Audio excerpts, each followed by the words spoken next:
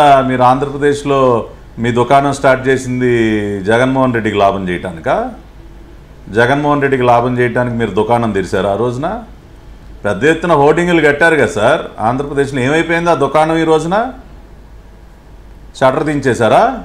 ఇవాళ మా పార్టీ తెలంగాణలో ఎప్పుడూ కూడా యాక్టివ్గానే ఉంది, యాక్టివ్గానే ఉంటుంది.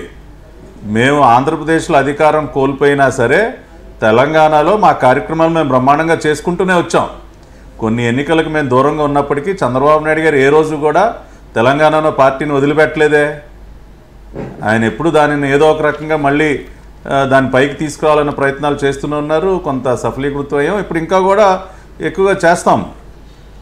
కాబట్టి మా ప్రయత్నాలు ఎప్పుడు లోపం లేదు. మీ పరిస్థితి ఏంటో చెప్పండి. మీరు అసలు దేనికి వచ్చారు, దేనికి ఎంట్రీ ఇచ్చారు ఆంధ్రప్రదేశ్లో? ఎవరికి మెయిల్ చేయడానికి మీరు ఎంట్రీ ఇచ్చారు? ఏమైపోయింది? పార్టీ ఆఫీస్ ఏమైపోయింది? మీ రాష్ట్ర అధ్యక్షుడు చెప్పారుగా మీకు రిటర్న్ గిఫ్ట్ ఇవ్వడానికి. అప్పుడే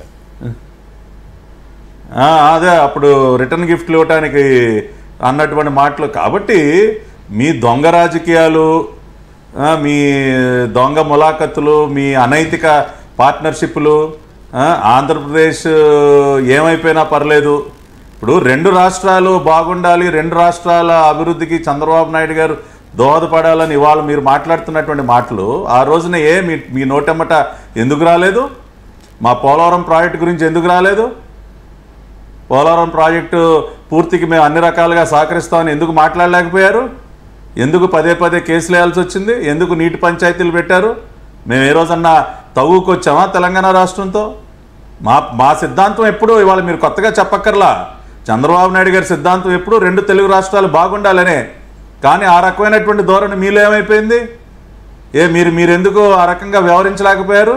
కాబట్టి మీరేం కొత్తగా మాకేమి హితోపదేశాలు చేయక్కర్లేదు కేటీఆర్ గారు.